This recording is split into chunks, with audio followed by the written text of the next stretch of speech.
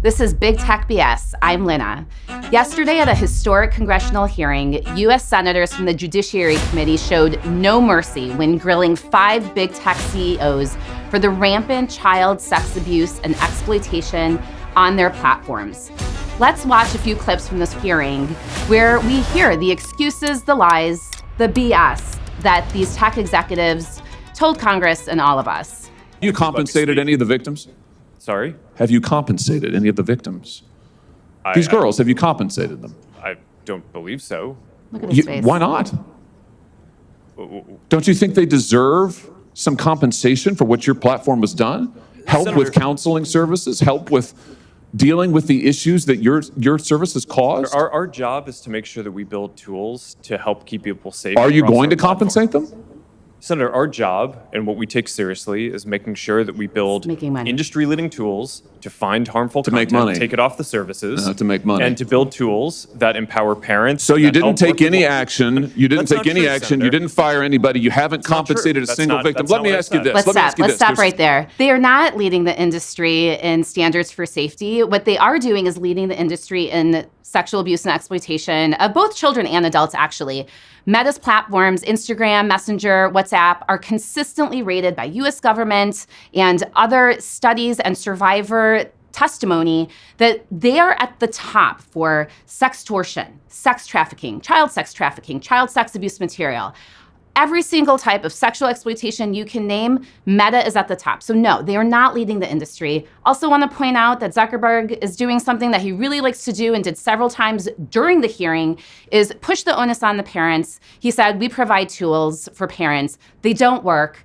They're crap, basically. And they're basically just trying to, again, tell parents, you do the job that we should be doing to protect all children across our platform. Let's keep going to the most powerful point of the entire hearing. So moving. Families of victims here today. Have you apologized to the victims? Would you like to do so now? Well, they're here. You're on national television. Would you like now to apologize to the victims who have been harmed by your product? Show them the pictures. Gotta be forced to apologize. Would you like to apologize for what you've done to these good people? I was there. I'm actually a few feet away from Zuckerberg, and seeing those parents, the sea of photos of children, of loved ones that these suffering parents have lost was almost, like, I can't even describe it. And we were all looking at Zuckerberg's eyes. We didn't see or hear true remorse. What we saw was fear. And it is going to be these parents and their testimonies that is going to get us to change. Why, Mr. Zuckerberg, why should your company not be sued for this? They are being sued. Luckily, 42 attorneys general are suing Meta for various harms against children. A New Mexico lawsuit is also unveiling a lot of the lies and proving that Meta and Zuckerberg in particular knew time and time again that not only were harms happening, but the very features of the platform were creating more harms. We're hurting children proactively. We're harming 1 out of 3 girls' mental health. We're connecting pedophile networks to each other to access even more children on Instagram. They know that young kids younger than 13 are on Instagram. So through these lawsuits, I hope much more will be unveiled and justice will actually be done. Instagram also displayed the following warning screen. The key moments of the hearing. To individuals who were searching for child abuse material. These results may contain images of child sexual abuse. And then you gave users 2 choices. Get resources or see results anyway. Mr. Zuckerberg, what the hell were you thinking? Yeah. But I understand get resources. In what sane universe is there a link for see results anyway? I don't even have words. I mean, you should have heard we couldn't even believe that this is an actual pop-up that predators would get when they were looking for child sex abuse material. Just think for a moment of a child that you know who's been assaulted, has had sexual imagery of them. It's on there. And Facebook is offering these pedophiles to view it. And we won't roll this clip, but Zuck starts going through some linguistic gymnastics about, oh, if they think that it might be child sex abuse material, they err on the side of taking it down, which we know is bullshit. And then they actually give this option to continue viewing it. This was, again, one of the most unbelievable moments of the hearing. This was unveiled through one of the lawsuits. It's absolutely unreal. Let it sink in. Read what it says and let it sink in. And of course, they weren't tracking how many times this was clicked, or who was looking at this content. I mentioned we recently launched something called Teen Safety Assist, which works everywhere, and it's on by default for teen users. That kind of acts like a buddy that lets them know if they're in a situation or talking with someone that may be inappropriate, so they can report that to us and block that user. Mr. Citron, if that were working, we wouldn't be here today. Jason here was resisting coming to the hearing and was actually subpoenaed and had to be brought in by a U.S. Marshal at taxpayers' expense. So he did not want to be here. And all of a sudden, when they were being brought to the hearing, they put forward Teen Safety Assist. Calling big BS on this one because when it came out, we tested it, didn't work. One of the features is that sexually explicit images are supposed to be blurred if they're coming to or viewed by a minor account. We tested this. Failed very poorly. We contacted Discord, never heard back. Also found child sex abuse material indicators multiple times on Discord, reached out to them, again, never heard back. Discord, Teen Safety Assist, supposedly a lot of safety features that are not on by default, which is very common across the tech industry. If there are safety or privacy features, they're not on. They're supposed to be on, didn't put an account, started an account as a 13-year-old 2 days ago. Same settings as an adult. So again, just BS after BS in hopes that no one's going to notice. Mr. Zuckerberg, have you sat with parents and young people to talk about how you design product for your Seems common consumers? sense, right, to do this? Yes, over the years, I've had a lot of conversations with parents. You know, that's interesting, Mr. Zuckerberg, because we talked about this last night and you gave me a very different answer. Unreal. I asked you this very question. Well, I told you that I didn't know what specific processes our company had. No, Mr. for Zuckerberg, answering. you said to me that you had not. I must have misspoke. I want to give you the room to misspeak. I can imagine that was a pretty straightforward question. These CEOs, they lie so often, they can't even remember from one day to the next what they've said. I have to point out that we have often asked, we meet with a lot of these companies, and I've asked multiple times, do you use the platforms that you're supposed to be managing? And shockingly, very often the answer is no. And when I say, do you go online as a teen, which is something that we do, we pose as teens online to see who is accessing us, what we can access, we collect evidence. They don't even do that. And they don't meet with the families. We have offered time and time again, particularly to Instagram, to meet with young sex trafficking survivors that were being bought and sold for sex on Instagram, I think since about 2019, every single year. And every single year they say, yes, we'd love to, and then never do. So again, they're disingenuous, a lot of BS about caring for parents, caring for youth when they don't even talk to them about the very products and platforms that they are using. You said that when you were first trying to get people on the app, you would, quote, go up to the people and be like, hey, you should try this application. You can send disappearing photos. And they would say, oh, for sexting? Do you remember that interview? Senator, when we first created the application, it was actually called Peekaboo, and the idea was around disappearing images. The feedback we received from people using the app is that they were actually using it to communicate. So we changed the name of the application to Snapchat, and we found that people were using it to talk visually. Did you or everyone let's else? pause there.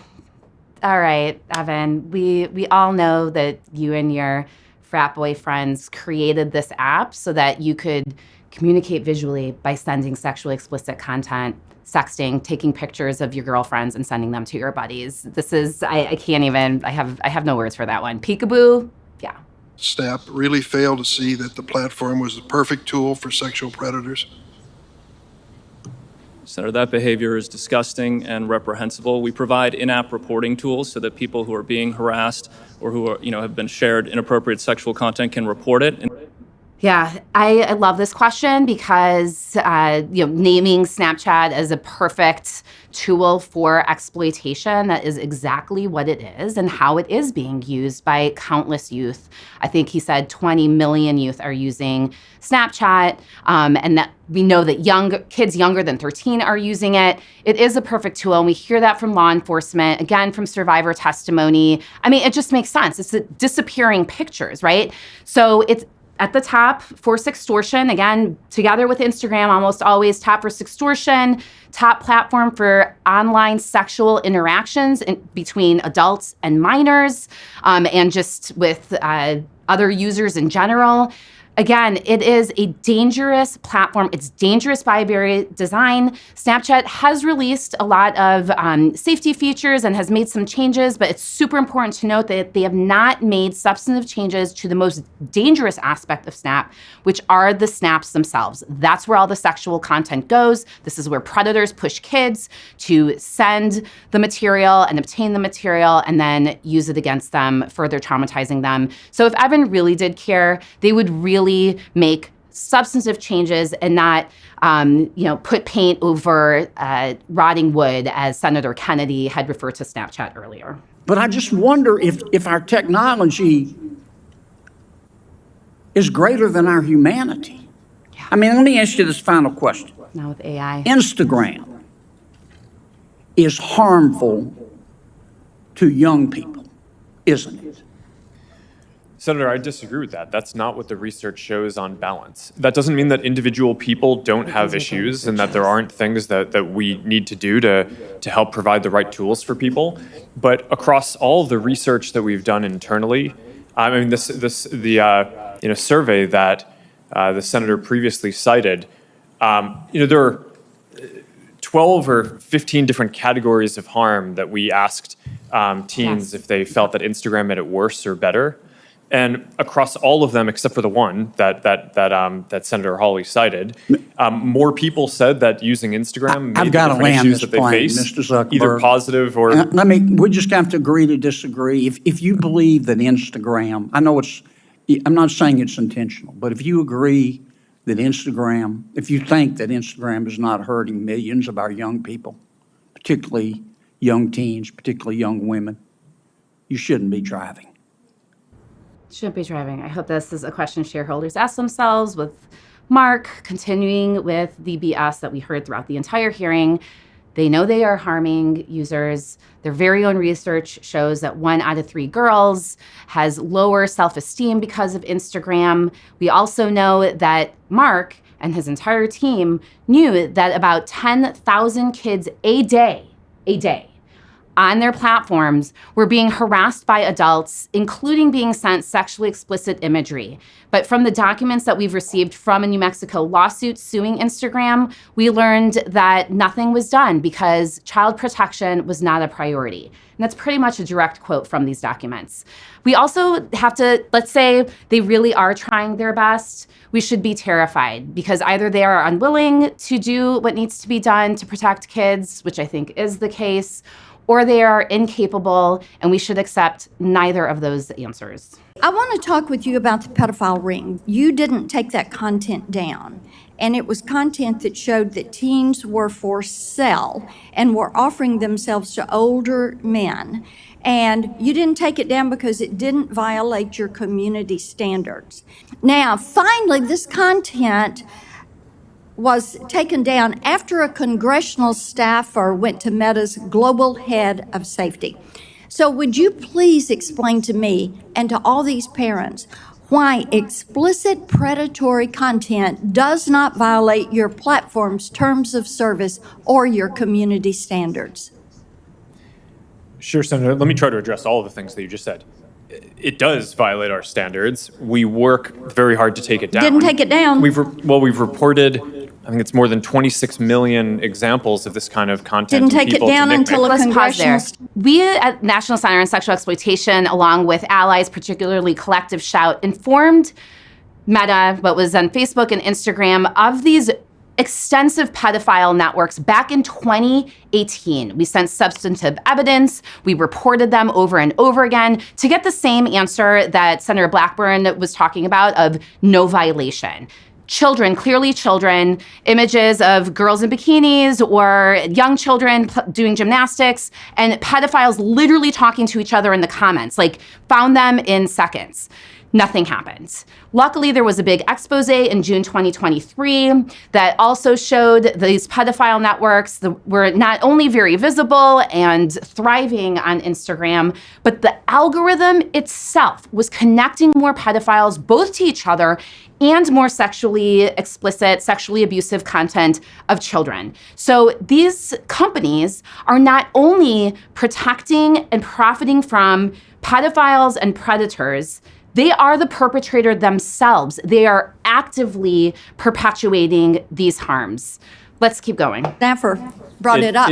It may be that in this case we made a mistake and missed something. I think you make a lot of mistakes. But we so have, let's we have move leading on. teams that I want to identify more talk than with you about your Instagram Creators Program and about the push. We found out through these documents that you actually are pushing forward because you want to bring kids in early. You see these younger teenagers as valuable but an untapped audience, quoting from the emails, and suggesting teens are one of the most, together with the parents standing up with photos of the children who died because of these platforms, was when a group of young people with Design for Us stood up wearing t-shirts, "I'm worth more than $270.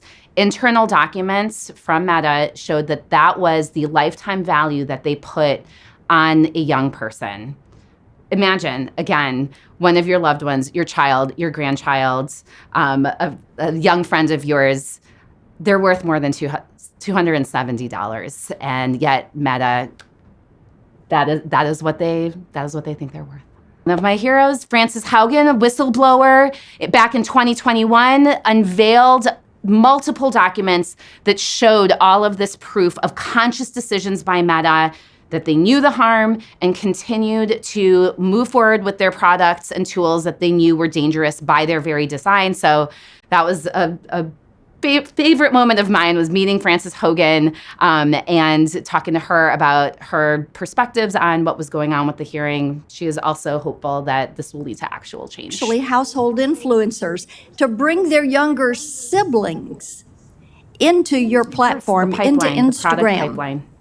Now, how can you ensure that Instagram creators, your product, your program, does not facilitate illegal activities when you fail to remove content pertaining to the sale of minors? And it is happening once every 2 minutes in this country. Senator, our tools for identifying that kind of content are industry leading. That doesn't mean we're perfect. There are definitely issues that we have, but we continue to invest a ton in it. Yes, there are a lot that is slipping through. It appears that you're trying to be the premier sex trafficking Of course site not, Senator. in this country. Senator, that's ridiculous. No, it Senator, is not ridiculous. You want to turn around and tell these people content that. on our platforms, and Why don't you take it down? We do take it We down. are here discussing. We do more work to need take you it all down to than- work than- with than- us. No, you're not. You are not. And the problem is, we've been working on this. Senator Welch is over there. We've been working on this stuff for a decade. You have an army of lawyers and lobbyists that have fought us on this every step of the way. You work with NetChoice, the Cato Institute, Taxpayers Protection Alliance, and Chamber of Progress to actually fight our bipartisan legislation to keep kids safe online. So are you going to stop funding these groups?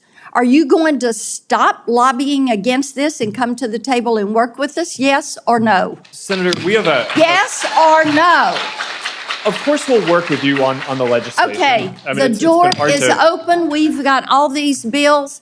You need to come to the table. Each and every one of you need to come to the table. And you need to work with us. Kids are dying.